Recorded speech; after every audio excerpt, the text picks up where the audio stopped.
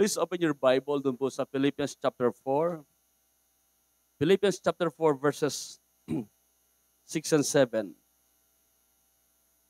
Sino sa inyo meron na kayong answered prayer? Ako nung bago akong Kristiyano, excited ako na matugunan yung aking prayer. At ang dami niyang ah, pagkilos ni God sa buhay ko. Na-born again ako 1983. Ngayon ay 2025 na.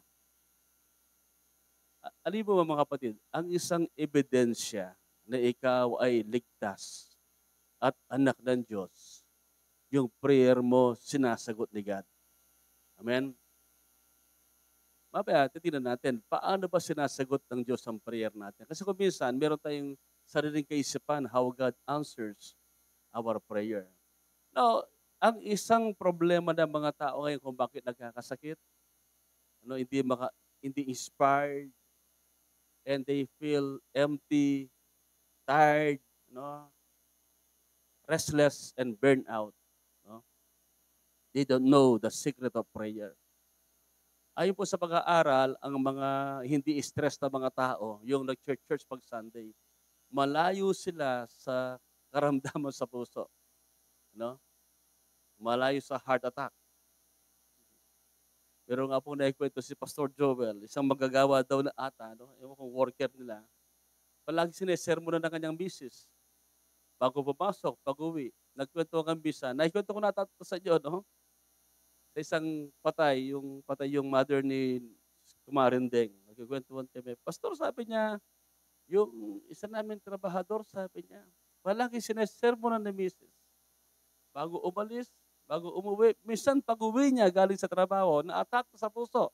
Bakit namatay? Sinermonan ba? Hindi. Sabi niya, pero namatay, na-atake siguro na ipon, yung stress. May mga tao kung minsan ay nang umuwi ng bahay. Meron nga pong iba nakapag-aasawa ng wala sa oras kasi ayaw na sa tahanan, may stress, hindi masaya. Sana wag gano'n ang ating mga dahilan sa buhay natin. Amen? Pakibasa natin ang Philippians chapter 4, if you have your Bible, okay?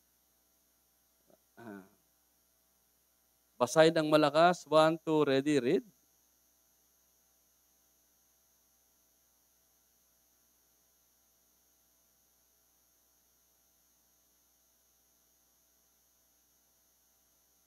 Ano sabi niya? Huwag mabalisa. Huwag mag-worry. Sa English, do not be anxious. Ano? Ang ibig sabihin noon ay it's a command na pwede palang huwag kang mabalisa. Okay? Nababalisa tayo pag may mga pressure sa buhay natin. Pag may mga deadlines. Okay? At pag may mga toxic people around us. Diba na nababalisa tayo. Kailan ito kukunin ni Lord?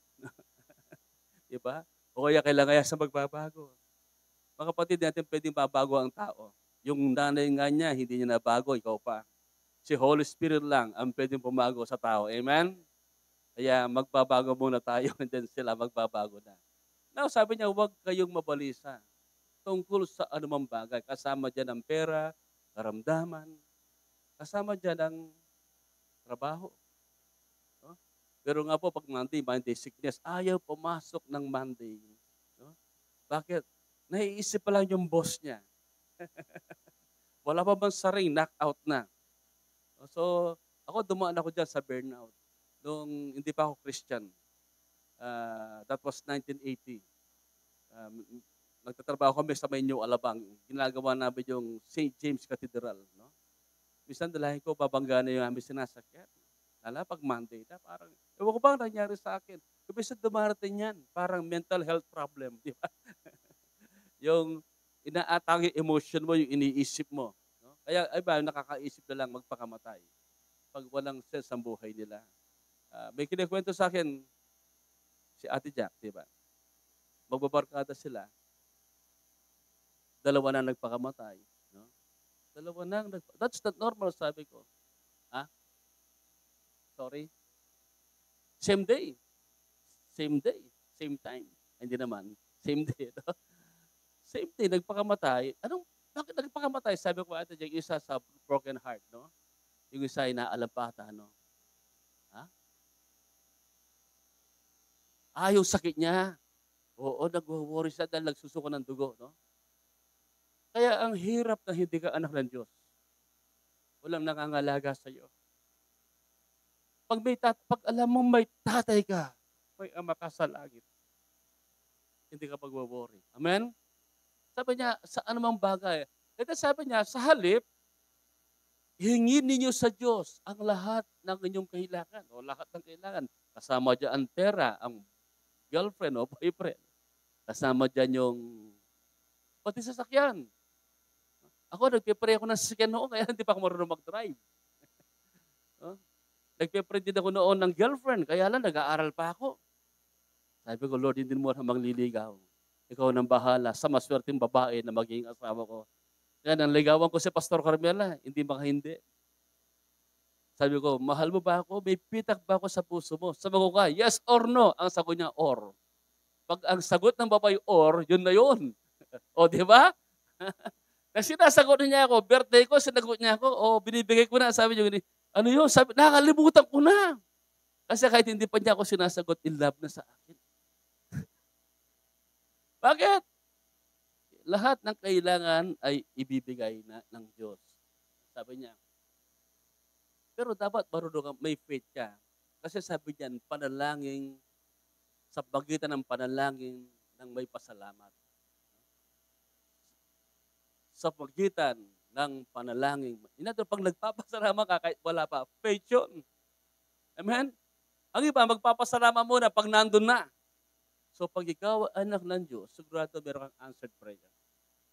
One of the evidence that you are truly saved, forgiven, your prayers are being answered by God. At ang sabi riyan sa verse 7, at ang kapayapaan ng Diyos. That's your peace, hindi yung kapayapaan mo. Nung malahar po kami, one year pa lang ang bahay namin, lahat natatabunan. Nung sa amin na, natatabunan ng lahar.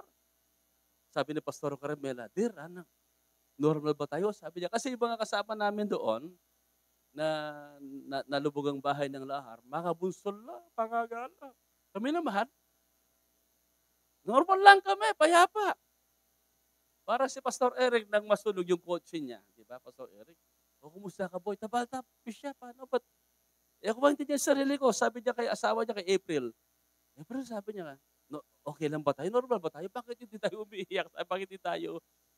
So, kasi hindi mo kapayapaan yon. The peace of God, the shalom. Pag sabing kapayapaan, no worry, no fear. God is in control. Amen? Now, mahirap magkaroon ng kapayapaan sa mundong ito. Sa ating mga sarili. Kaya nga yung kapayapaan ng Diyos na hindi maunawaan. Hindi maintindihan. Diba? Imagine, 49 ka na, wala ka pang asawa, pero masaya ka pa rin, di ba? Hindi mo maintindihan. Wala ka na sa kalendaryo. Di ba? 49 ka na. Si Pastor Ian po, nag-asawa, 50. Kaya na nagkaanak po si Pastor Ian, may anak na, may apo pa. Di ba? Di ba maganda yun? Huwag niyo ko isusubok, ha? Okay? So, okay. Dumating si Gwen. Narinig po ako. So, hindi mo kapayapaan yun. Hindi galing sa iyo yun. Yung peace na yun ay galing kay God. Mahirap kapayapaan ng Diyos na hindi kayang maunawaan ng tao. Na siyang nag-iingat sa iyong puso at pag-iisip dahil sa inyong pakikipag-isa kay Kristo Jesus. So, pag talagang anak ka ng Diyos, may answered prayer ka. Amen. God hears your prayer. Narinig niya. Dinidinig niya. Okay, now, ito ngayon, paano sinasagot ni God ang ating mga panalangin? Ito yung importante. Napaka-basic ito kasi magtuturo siya si Barbie. Most of the time, God answers our prayers not according to our timing or expectation. Okay? Nung bago kong Kristiyano, ang ganda pala ng buhay Kristiyano journey. Diba, gusto ko noon pero hindi ganun katindi. Kasi alam ko may timing si God. At alam ko, ayon sa kanyang timetable. God is never too early, never too late. God is always on time. Amen? So napakahalaga maintindihan natin ito para huwag tayong ma-stress. No? Para yung kanyang kapayapaan ay manatili sa atin. Okay, 4 ways God answers our prayer. Number 1, yes. God, pag yan ay timing na, kalooban na, yes, di ba? Halimbawa, talagang kailangan mo ng ah, mag-move on sa buhay. Okay? At meron kang pinagpe-pray. Ba, pakasal na kayo this year. Di ba, Pastor Ace? Asa si Pastor Ace? Wala si Pastor Ace. So, madalas ang sagot ng Lord sa atin, pag timing na, okay na lahat, yes. Okay? Kumisa naman, no. Bakit? Hindi pa timing, hindi pa panahon. At kumisa naman, wait, maghintay. At pang-apat ay grow. So kung minsan yung hinihingi natin ay hindi pa level, hindi mo capacity. Nagpe-pray ka ng kotse, wala kang panggas, di ba? Ang iba nga, pang-insurance, hindi kayang bayaran. Okay? Pang-tollgate, hindi kaya. Kulang sa budget mo. So kinakailangan, mag-grow ka muna financially. Kung minsan sinasabi niya, pag nagbigay si God ng kotse, magbibigay ng panggas. Totoo po yun. Pero kung wala ka naman trabaho, di ba? So, kinakailangan your prayer, your life is a preparation for what you are praying. Okay? God answer us according to our capacity, according to our level. Noon nagpe-pray ako ng kakaibang lasting ministry. Buti hindi sinugot ni God. Bakit? Hindi ko level. Kaya pala may mga pastor nagkakasakit sa puso, na-atake. Napunta sila sa kalagayang hindi nila level. No? Hindi ka dapat ma-atake, hindi ka dapat magkaroon ng karamdaman sa puso sa pagpapasto. Di ba? Kaya marami, huwag kang magpapastor, bakit? Tanungan mo yung kalabaw. Pero kasi contest. Sino pwede magpaiyak sa kalabaw? Dumating yung Hapon, kinaratin, di man umiyak. Dumating ang Amerikano, tinakot ng Scud missile, hindi umiyak.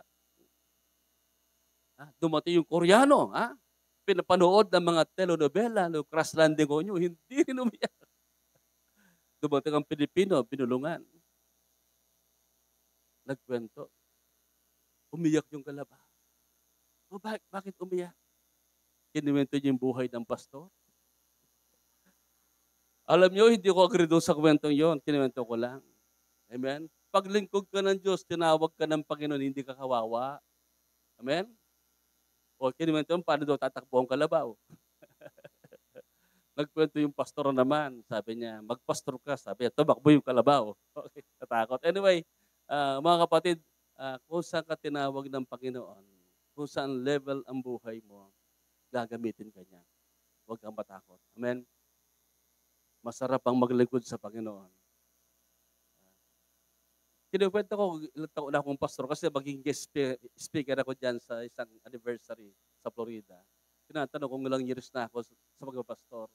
Actually, nag-start ako 1986. 1985, nabaptize ako ng Holy Spirit. 1986, I decided to serve God. Then, naghahanap ako ng church. Although meron kami church sa Bacolor noon, sa Cabalantian. At nakita ko yung church natin. August yun. Panahon ng People's Power. Okay? And then, na-ordain ako 1989. Kung isasabi ko, baka 35 years na akong nagpapastor. At ang ganda ng journey. Amen? Napakasarap na maglingkod sa Panginoon. Kaya nga po, bago ko ibigay kay Ate Barb, so tandaan niya na, ibibigay ni God yung God always answers us not according to our terms. Ano? Sometimes, yes. Sometimes, no. Sometimes, wait. And sometimes, grow. Mag-grow muna tayo. The purpose of prayer is not always to get what we want, but to get our heart in alignment with His heart. Amen? To get our hearts in alignment with His heart. Maging kawangis tayo ni Jesus. So pagpalahin tayo ng Panginoon, tinatawag na po si Ate Barbie. Commercial lang po ako, commercial. Si Ate Barbie na po, ito na po. God bless po. Thank you so much.